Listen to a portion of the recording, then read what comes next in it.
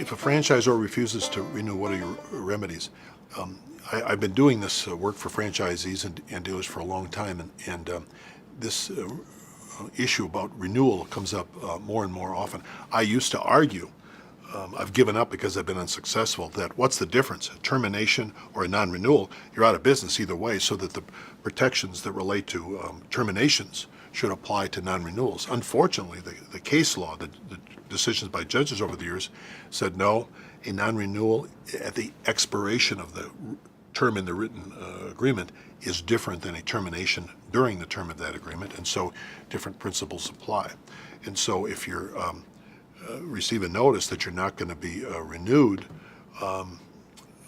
that's an issue that we have to deal with. And one way we deal with it is to help get enacted, and about 16 states have statutes that prohibit franchisors from not only not terminating except if they have good cause after notice of deficiency, opportunity to cure, but also they may not non-renew absent good cause, the notice of deficiency, opportunity to renew. So statutory protection is helpful. If the writing is bad, we also want to know, might that bad language in the writing have been changed by a course of dealing that this particular franchisor or supplier always renews if indeed the franchisee or dealer is capably performing. But we like to see something in the writing that's helpful. If not, we like to see something in the statute that's helpful.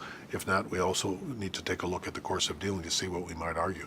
The related issue on renewals is interesting, and that is sometimes franchisors and suppliers will come out with a new contract at renewal time. So it's not non-renewal really, but it's here, sign this new agreement if you want to be renewed.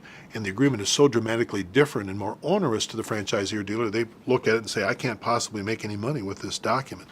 And I had a case down in the Midwest, southern Midwest, a couple states down from Minnesota here, where they were proposing a very different contract.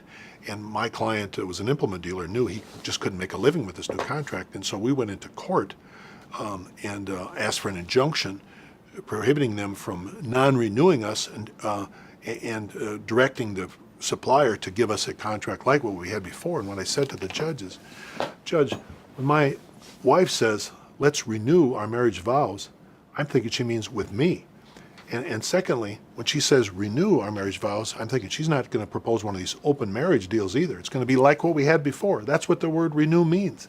And the judge, unlike you, chuckled when I said that and granted the injunction. But the concept of renewal is to do again what you were doing before.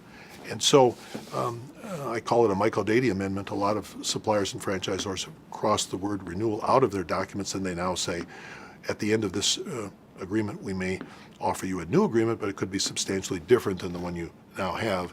So then we have to come up with other arguments to help our clients be able to continue that relationship in a way that makes sense for them and their supplier or franchisor.